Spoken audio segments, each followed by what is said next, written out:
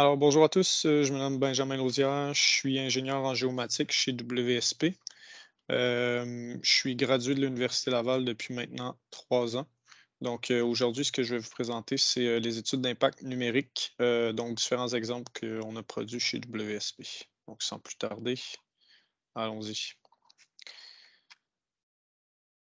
Pour ceux qui ne connaissent pas WSP, WSP, c'est une firme de génie conseil mondiale qui a son siège social à Montréal.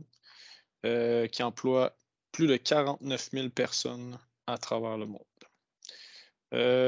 Si on parle au niveau plus local, notre équipe de géomatique au Québec fait environ 30 personnes. Donc, ce que je vais vous présenter aujourd'hui, qu'est-ce qu'une étude d'impact? Pour ceux qui sont moins initiés, vous allez comprendre un peu en quoi ça consiste. Les professionnels impliqués dans la réalisation d'une étude d'impact, comment numériser une étude d'impact qui est actuellement fait papier. Puis ensuite de ça, différentes démonstrations des produits qu'on a réalisés avec nos clients. Donc, qu'est-ce qu'une étude d'impact? Je suis allé chercher une définition du ministère de l'Environnement du Nouveau-Brunswick je trouvais que c'était la meilleure en mon sens, qui était la plus simple à comprendre. L'étude d'impact sur l'environnement, c'est un processus qui, au tout début de la planification, cerne et évalue les risques d'incidence environnementale découlant d'un projet prévu. Je ne vous lirai pas toute la définition, mais en gros, ce qu'il faut comprendre, c'est que c'est tout au long de la planification du projet, puis ça évalue les risques d'incidence environnementale et souvent sociale également. Puis ça s'insère dans une démarche qui est plus large, qui va de la planification jusqu'à la prise de décision, post-décision. Donc, on va faire des ajustements du projet suite à la prise de décision. L'étude d'impact s'insère juste ici. Donc, qui sont les professionnels qui sont impliqués dans la réalisation d'une étude d'impact? Ben, il y en a beaucoup. J'en ai listé quelques-uns. Il y en a d'autres, dépendamment de la grosseur de l'étude d'impact. Donc, les ingénieurs au niveau de la conception des infrastructures, au niveau de l'étude des sols en environnement minier, par exemple. Des biologistes, des géomorphologues, des sociologues, des cartographes, puis différents experts en environnement. Et bien entendu, il y a les parties prenantes qui vont avoir leur mot à dire dans le projet. Donc, les citoyens, les groupes écologistes, les usagers du territoire, les communautés autochtones. Donc, en résumé, beaucoup d'experts et de parties prenantes. Puis, il faut comprendre aussi que ils n'ont pas toutes la même compréhension du projet, puis les mêmes capacités techniques à comprendre les implications du projet. Donc, quand on fait une étude d'impact environnemental, l'objectif des experts, c'est vraiment de communiquer le projet à la communauté pour obtenir des rétroactions, puis ensuite de ça, obtenir des rétroactions pour ajuster le projet pour qu'il soit le plus acceptable socialement et fournir des informations claires sur les options de projet. Dans la réalité, les études d'impact sont très volumineuses. Donc, on parle de documents là, qui peuvent faire facilement 1000 pages et beaucoup plus. Puis, l'essentiel des projets et des enjeux est difficile à comprendre pour les parties prenantes, comme je vous disais plus tôt. Et les messages importants sont noyés dans beaucoup d'informations techniques. Puis, ça fait que souvent, les personnes les parties prenantes interpellées ne comprennent pas bien le projet. Puis, c'est pas le souhait des experts. Donc, en utilisant des outils numériques, ce qu'on arrive à faire, c'est rendre l'information le plus accessible, information facilement accessible, faciliter la compréhension des projets, avoir une rétroaction rapide et localisée, c'est-à-dire vraiment des personnes qui vont être touchées par le projet, des parties prenantes. et une meilleure compréhension de l'étude d'impact du projet sur les parties prenantes. Ça, c'est plus au niveau des experts. Donc, pour réaliser ces études d'impact numériques, comment on fonctionne? C'est qu'on va avoir la différente expertise, donc les professionnels que je vous ai présentés plus tôt. Ils vont produire différents types de données, différentes analyses qu'on va venir centraliser dans une base de données. Ensuite de ça, on a également de la collecte de données qui vient du client, des données ouvertes, des données publiques, qu'on va également centraliser dans une base de données. Et ensuite de ça, on va diffuser ça sur des cartes web interactives, que ce soit dans le cloud, que ce soit dans une autre type de solution, avec des solutions open source ou des solutions propriétaires. Donc, on saute dans le vif du sujet. Je vais vous présenter différents exemples qu'on a produits. La première étude d'impact numérique qu'on a produite, c'est pour Minerai de Fer Québec, désolé, qui est pour la mine du lac Bloom. Donc, ce qu'on a fait ici, c'est qu'on a monté tout le site web pour informer le public. Donc, on a des informations sur le projet. Ensuite de ça, pour bien comprendre le projet, les impacts du projet. Ensuite de ça, étant donné qu'on est en situation de COVID, d'habitude, on faisait beaucoup, avant en fait, on faisait beaucoup de rencontres pour informer les différentes parties prenantes sur le sujet, puis les personnes devaient se présenter à cette rencontre-là pour bien comprendre le projet, pour communiquer directement avec les experts. Ce qui faisait en sorte qu'on avait une moins bonne rétroaction des parties prenantes, étant donné qu'on était limité en nombre de parties prenantes de personnes qui pouvaient se présenter. L'idée, étant donné qu'on est en situation de COVID, c'est de numériser le tout. Donc, on a développé des visites virtuelles. Donc, ça permet de se déplacer dans l'environnement. C'est une bulle 360.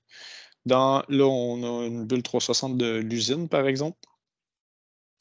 Donc, on peut se promener. Comme vous voyez, là, l'utilisateur peut vraiment venir se promener dans la visite virtuelle.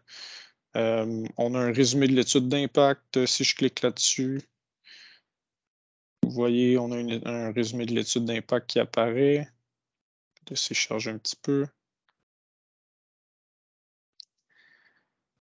Donc,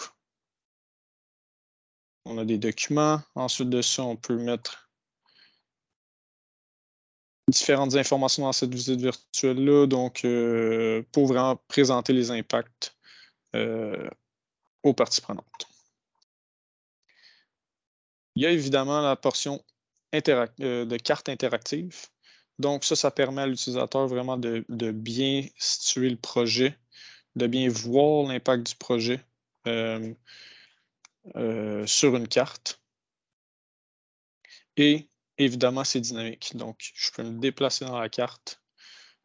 Si, par exemple, il y a une partie prenante qui a un chalet juste ici, il va voir comment sa situation est impactée. Ensuite de ça, le tout est dynamique, comme je vous disais. Donc, quand je clique ici, j'ai plus d'informations sur qu'est-ce que les considérations environnementales qu'on a fait durant le projet, la solution qui a été retenue finalement. Donc, on a différentes informations cartographiques qui aident à la compréhension du projet. Et on a une maquette 3D. Donc, cette maquette 3D-là nous permet également de mieux comprendre le projet, de mieux voir dans son environnement le projet pour évaluer également au niveau visuel les impacts que ça peut avoir. En attendant que ça charge, je peux vous montrer une autre plateforme. Donc, cette autre plateforme-là a été développée pour Ressources Falco pour la mine, pour le projet Horn 5.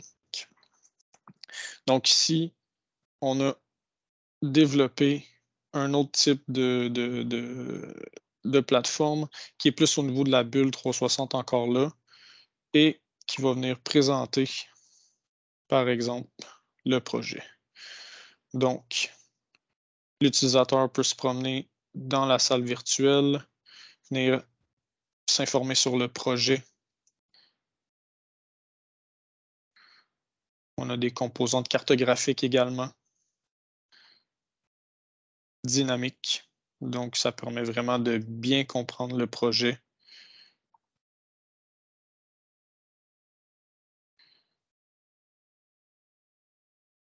Si je me déplace, par exemple, dans la salle virtuelle, je peux aller dans une autre section. J'ai des thématiques. Donc, si, par exemple, moi, je suis particulièrement intéressé à la biodiversité faunique, j'ouvre la section et j'ai plus d'informations sur ce sujet. Donc, c'est une autre façon de présenter l'information. On retrouve toute cette information-là dans l'étude d'impact format papier. Par contre, comme on disait plus tôt, c'est difficile à consulter et à comprendre. Donc, ça, c'est une autre façon de consulter l'information, puis ça permet aux gens de mieux comprendre le projet. Ensuite, la dernière plateforme qu'on a développée, c'est en partenariat avec, pour le projet minier Wasamac en Abitibi. Donc ici, on a un autre format de présentation de l'étude d'impact. Donc, par exemple, on a également une visite virtuelle qui permet de comprendre le contexte du projet, qui permet d'avoir, par exemple, des vidéos. Donc, on peut visualiser des vidéos pour mieux comprendre le projet. Ensuite, on a la description du projet, par exemple, qui est sous forme cartographique. Donc, on va avoir du texte qui explique le contexte du projet. On peut venir se déplacer dans la carte qui est interactive encore là. On peut venir faire il y a différents outils qu'on peut venir utiliser. On peut imprimer des cartes, par exemple, si un citoyen s'intéresse particulièrement à une section, il peut imprimer la carte, émettre ses commentaires, communiquer avec Yamana Gold pour donner sa rétroaction. Puis, le client peut ensuite évaluer ses commentaires pour ensuite de ça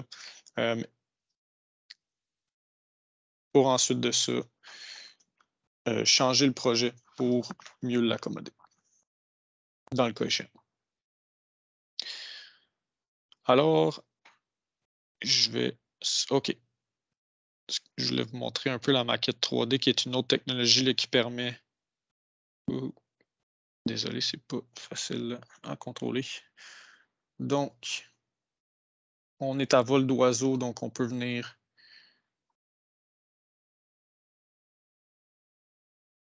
jouer dans la maquette 3D pour bien comprendre. Par exemple, je peux aller dans l'usine, les bâtiments de l'usine, pour voir en 3D de quoi ça va avoir l'air. On a l'environnement derrière également qui nous permet de voir concrètement l'impact visuel du projet. Donc, c'est une autre technologie là, qui nous permet de mieux communiquer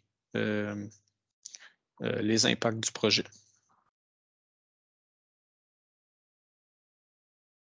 Alors, c'est ce qui conclut la présentation. J'espère que vous avez apprécié et que vous en avez appris davantage sur les technologies que la géomatique nous permet de développer. Merci.